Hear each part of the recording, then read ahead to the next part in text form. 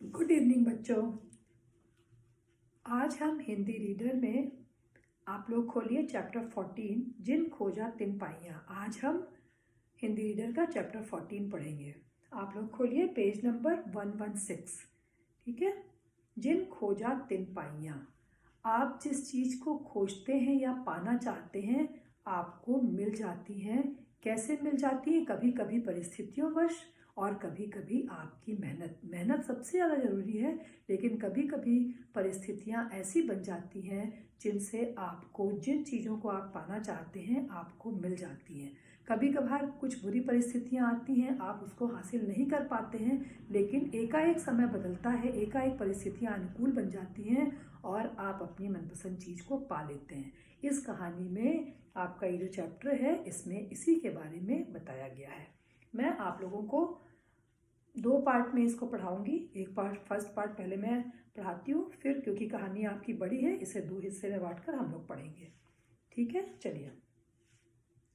संध्या का समय था। दिन भर के थके हारे प्रकाश शर्मा अपनी फैक्ट्री से घर लौटे। कमरे में प्रवेश किया ही था कि मेज पर पड़े निमंत्रण पत्र पर निगाह पड़ी। प्रकाश शर्मा नाम के एक व्यक्ति हैं जो फैक्ट्री से घर लौटे और उन्होंने अपने कमरे के टेबल पे देखा कि एक इनविटेशन लेटर या निमंत्रण पत्र पड़ा हुआ है। निमंत्रण पत्र जिसमें आपको बुलाया गया हो, किसी ने न्योता या निमंत्रण दिया हो। बरबस वे उस तरफ खींचे चले गए। एकाएक वो पत्र देखते ही उनका उस तरफ उनका मन आकर्षित हुआ कि देखें इसमें क्या है।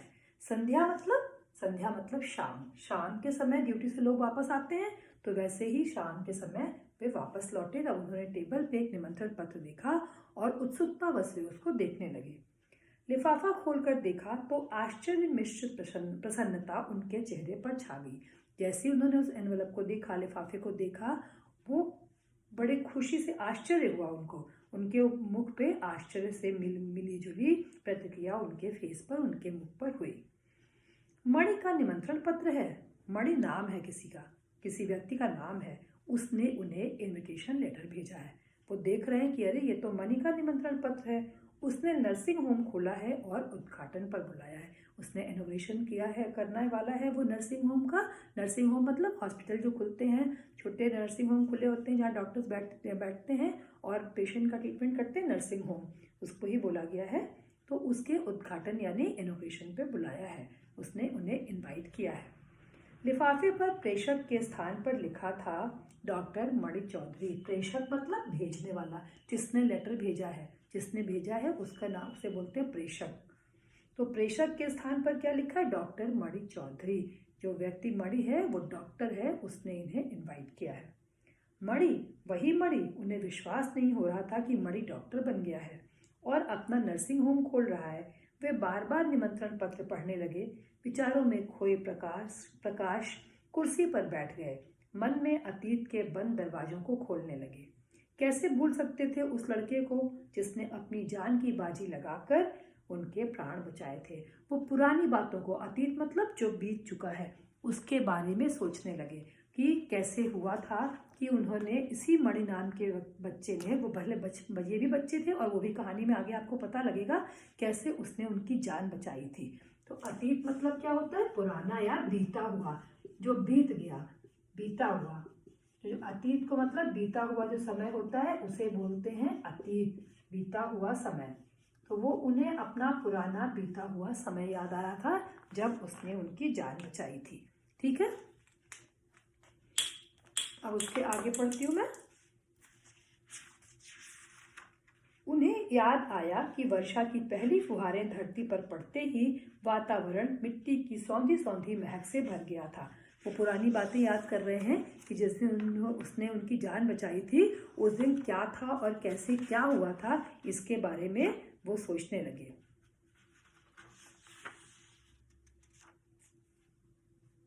उन्हें याद आया कि वर्षा की पहली फुहारें धरती पर पड़ते ही वातावरण मिट्टी की सौंधी सौंधी महक से भर गया।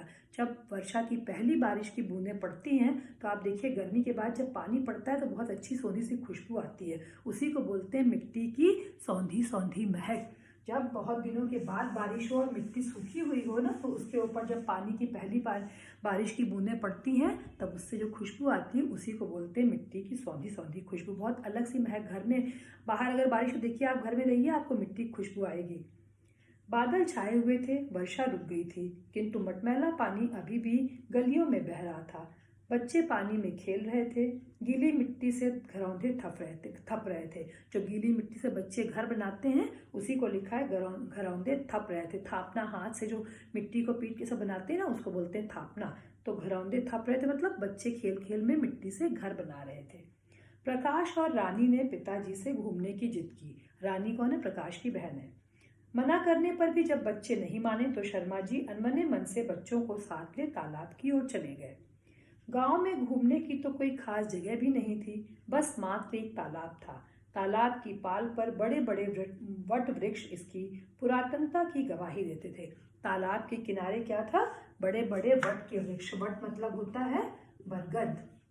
बरगद के पेड़ को बोलते हैं वट वृक्ष।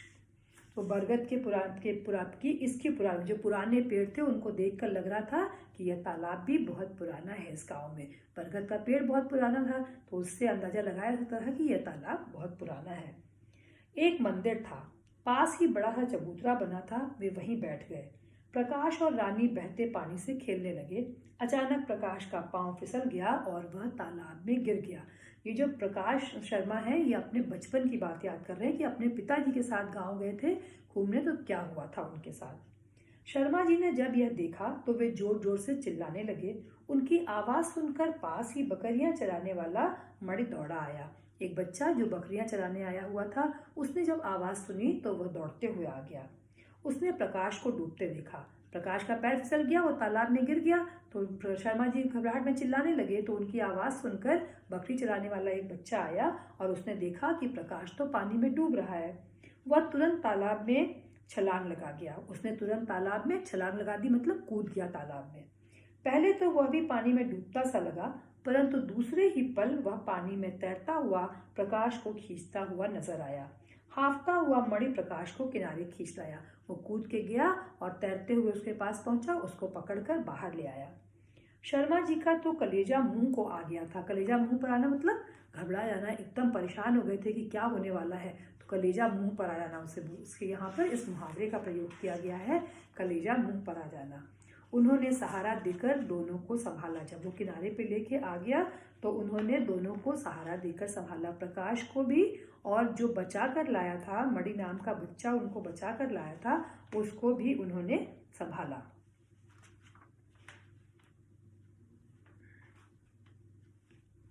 कलेजा मुंह को आ जाना मतलब घबरा जाना, बहुत ज्यादा परेशान हो जाना। प्रकाश घबराया हुआ खड़ा था, मणि हाँफ रहा था। शर्मा जी ने मणि को सीने से लगा लिया, आंखों में आंसू भर आए। वे बोले, आज तुमने ही प्रकाश के प्राण बचाए हैं। प्राण मतलब उसका जीवन बचाया है, नहीं तो अनर्थ हो जाता। अनर्थ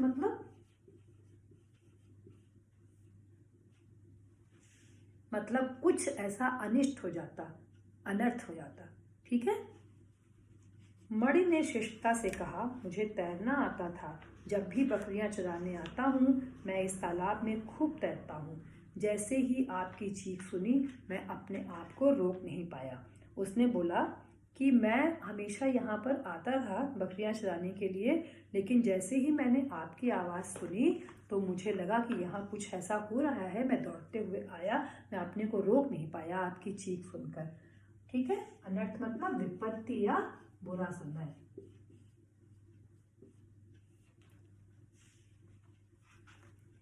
उसके सभ्य आचरण से शर्मा जी बहुत प्रभावित हुए। सभ्य मतलब, असभ्य आचरण मतलब बहुत अच्छा व्यवहार। आचरण मतलब होता है व्यवहार। सभ्य आचरण, उसने सभ्यता का परिचय दिया मतलब अच्छा आचरण किया। सभ्य आचरण, उसका सभ्य आचरण, उसके सभ्य आचरण से शर्मा जी बहुत प्रभावित हुए। प्यार से सिर पर हाथ फेरते हुए उन्होंने पूछा, तुम पढ़ने भी जाते हो बेटा? वह बोला, जी मैं 8वीं कक्षा में पढ़ता था, फीस ना होने के कारण पढ़ाई छोड़ दी, अब बकरियां चराता हूँ। उसने क्या बताया कि मैं पहले पढ़ता था, मैंने 8वीं कक्षा तक पढ़ाई की, उसके बाद फीस जमा करने की मेरी वो क्षमता नहीं थी, मेरे पास स्कूल की फीस जमा करने के लिए पैसे नहीं थे, इसीलिए मैंने पढ़ाई छोड़ दी है। तुम्हारा नाम क्या है, तुम कहाँ रहते हो? शर्मा जी ने पूछा। मेरा नाम मणि है और गांव के बाहर मेरा घर है, संकोच के साथ उसने कहा। शर्माते हुए संकोच के साथ उसने कहा। अच्छा बेटा, तुम्हारा एहसान मैं कभी नहीं भूलूंगा, भगवान तुम्हारी मदद करे। उन्होंने उनके बेटे को बचाया था, इसलिए उन्होंने कहा कि मैं तुम्हारे इस एहसान को कभी नहीं भूल पाऊंगा। कहते हुए शर्मा जी ने प्रकाश को संभाला। वह अनहोनी से अब तक भयभीत था। भयभीत मतलब डरा हुआ। उसके साथ जो हुआ उससे वह अभी तक भयभीत था, मतलब डरा हुआ। भय से जो घबरा जाते हैं उसे बोलते हैं भयभीत होना, डर जाना उसे बोलते हैं भयभीत। घर पहुंचकर भी शर्मा जी उस घटना को भूल नहीं पा रहे थे। बार बार उस सहज, सुंदर, शिष्ट बालक का चेहरा आंखों के सामने आ रहा था। शिष्ट मतलब उसका व्यवहार बहुत अच्छा था, शालीन बच्चा था, उसका चेहरा उनकी आंखों के सामने आ जाता। उन्होंने मणि की मदद करने का निश्चय किया। उन्होंने सोचा कि इसने जो पढ़ाई छोड़ दी है, मैं इसकी हेल्प करूंगा। उन्होंने उसकी मदद करने का प्रयत्न किया। उन्होंने सोचा मैं उसकी मदद करूंगा, क्योंकि उन्होंने उस बच्चे ने उनके बेटे प्रकाश की जान बचाई थी। अपनी जान की परवाह ना करते हुए उसकी जान बचाई थी। प्रातः काल का समय था। मणि बाजार जाने के लिए तैयार हो रहा था। बाबा आंगन में खटिया पर बैठे थे। माँ घर के काम में व्यस्त थी। अचानक शर्मा जी की कार उसके घर के सामने आकर रुकी। ये शर्मा जी मणि के घर के पास गए अपनी गाड़ी से। मणि को पहचानने में देर नहीं लगी। वो पहचान गया, ये तो वही शर्मा जी हैं। उसने आगे बढ़कर शर्मा जी के चरण छुए। चरण मतलब होता है पैर। चरण मतलब पांव या पैर, कुछ भी कहिए, दोनों की एक ही मीनिंग है, पैर या पांव। उसने आगे बढ़कर उनके पैर छुए। आप कैसे पधारे, मतलब आप यहाँ कैसे आए? सकुचाते हुए मणि बोला। शर्मा जी ने चारों तरफ नजर डाली। घर के हालात समझते देर न लगी। वो समझ गए कि घर में बहुत ज़्यादा पैसे नहीं, बहुत गरीब परिवार है। वे बोले, चलो आज से तुम भी प्रकाश के साथ स्कूल में पढ़ाई करो। तुम्हारी पढ़ाई का सारा खर्च मैं वहन करूँगा। उन्होंने क्या किया? उन्होंने कहा कि आज से मैं तुम्हारी पढ़ाई का पूरा खर्चा उठाऊंगा। वहन करना मतलब उठाऊंगा, संभालना, मैं ही उठाऊंगा। तुम आज से प्रकाश के साथ स्कूल में पढ़ाई करोगे। मणि की प्रसन्नता का कोई पारावार न था, कोई सीमा नहीं थी। पारावार मतलब होता है सीमा। अब तो मणि और प्रकाश पक्के मित्र बन गए। दोनों जब एक साथ पढ़ने के लिए वो ले गए उन्हें, तो उसकी खुशी का कोई ठिकाना नहीं रहा और दोनों आपस में मित्र बन गए। ठीक है, अब इस चैप्टर को हम फिर कंटिन्यू करेंगे। आज इतना मैंने पढ़ाया, इसको ध्यान से वीडियो देखिए और समझिए। फिर चैप्टर को हम लोग कंटिन्यू करेंगे नेक्स्ट क्लास में। थैंक यू बच्चों।